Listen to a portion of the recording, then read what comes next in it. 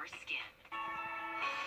Join us this coming Sunday at 11 a.m. for More in a Way of Life right here on WRDW News 12. Closed captioning for News 12 is brought to you by Kenneth Nugent. From the station that's on your side, this is News 12, First at 5. The people who shot and killed an 8-year-old girl in Augusta still on the loose tonight. With every tragedy and every life taken, we hear pleas to stop the violence. But what does it really take to change a community? But first, just into the newsroom in the past few hours, the U.S. Supreme Court has blocked President Joe Biden's nationwide vaccine and testing mandate for large businesses. But it will allow a vaccine mandate for certain healthcare workers to take effect.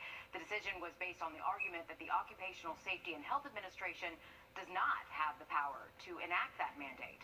The agency previously argued it did have the authority to act under an emergency temporary standard. It was meant to protect employees if they are exposed to a grave danger. Also, just into our newsroom, 3 more Richmond County schools are transitioning to learn-at-home instruction. This has happened every day this week. It's all because of staff absences related to COVID. Garrett Elementary, Glen Hills Middle, Hephzibah Middle students, they will all be learning virtually starting tomorrow through next Tuesday.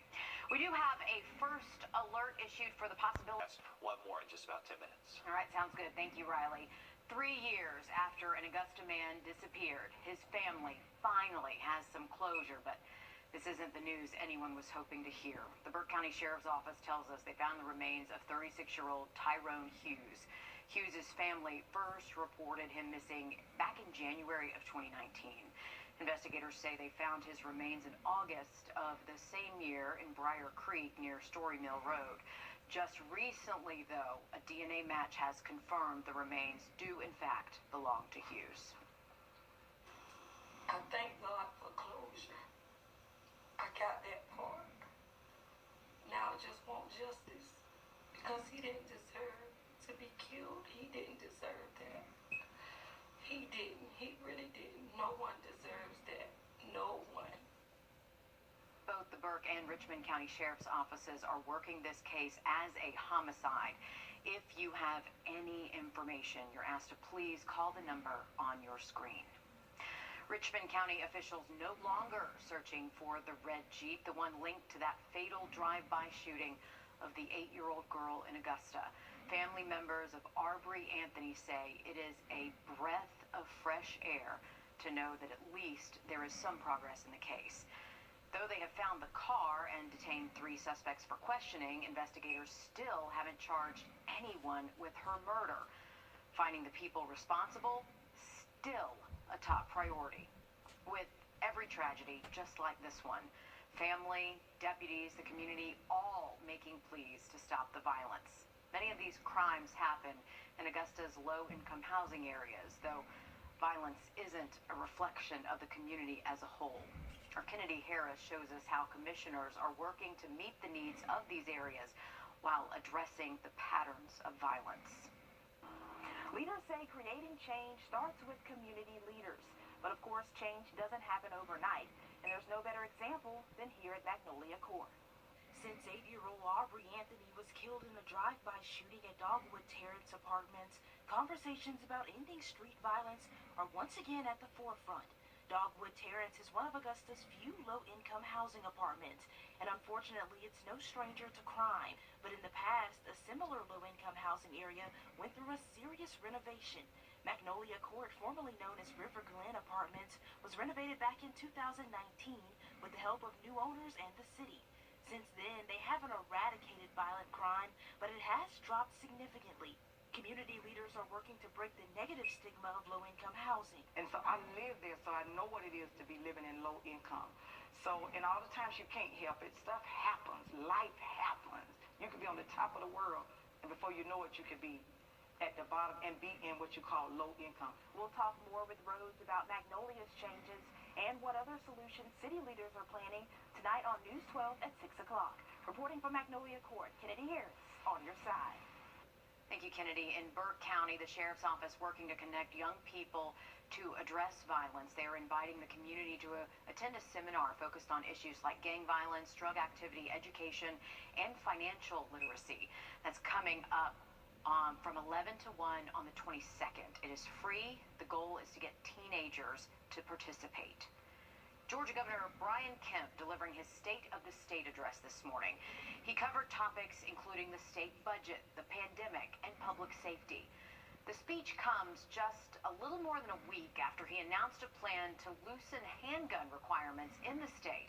Governor Kemp says he's looking forward to supporting legislation in support of the Second Amendment this session. To build a safer, stronger Georgia, we must ensure every Georgian feels safe and secure in their communities. As I announced last week, I believe that starts with fully recognizing the constitutional rights granted to law-abiding Georgians in our founding documents. And I look forward to supporting constitutional carry legislation this session. Meanwhile, Georgia Democrats are planning to respond to the state address regarding COVID protocols and gun legislation. Just days ago, Governor Kemp loosened guidelines for COVID in schools. It is a need we have been telling you about for weeks now. The American Red Cross announcing they are facing a national blood crisis. And now they say they need your help to prevent further delays in vital medical treatments. We checked in with a local doctor to see what the supply is looking like in our hospitals.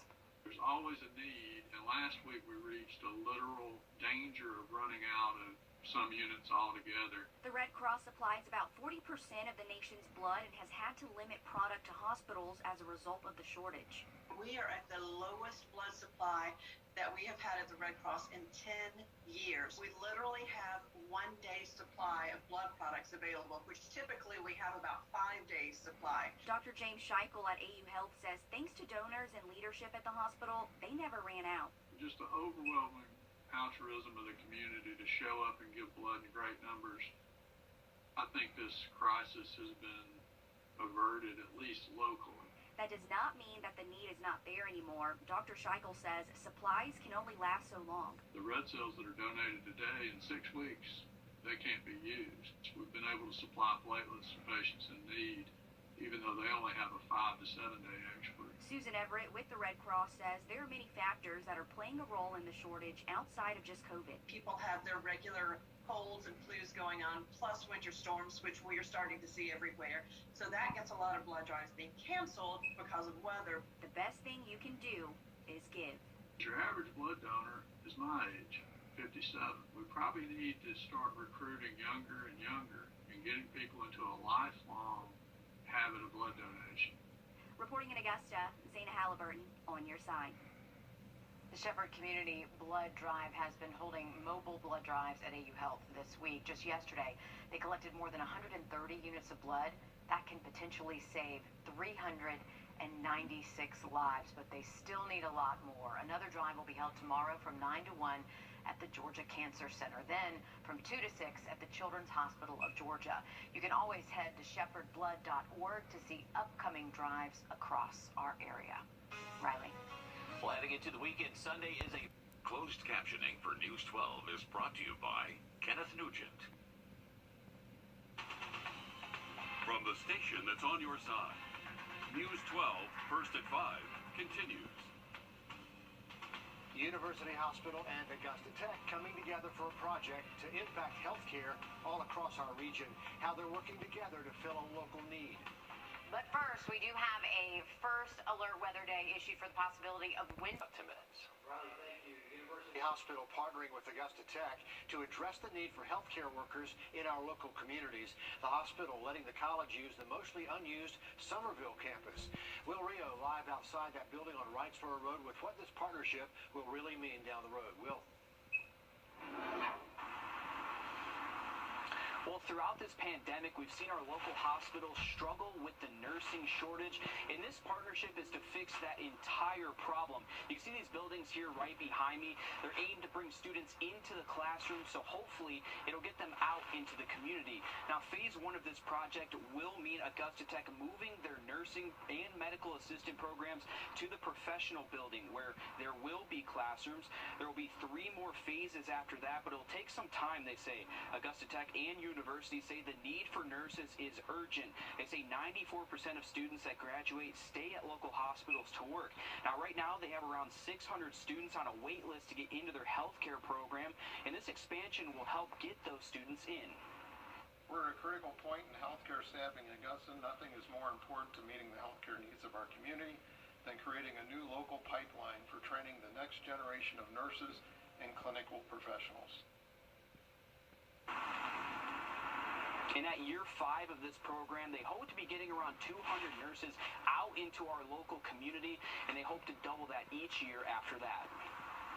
All right, thanks for that, Will. Richmond County investigators no longer searching for this red Jeep linked to that tragic fatal drive-by shooting of an 8-year-old girl. Family members of Arbery Anthony say it is a breath of fresh air to know there's at least progress. Though they've found the car and they've detained 3 suspects for questioning, investigators still have not charged anyone with Anthony's murder.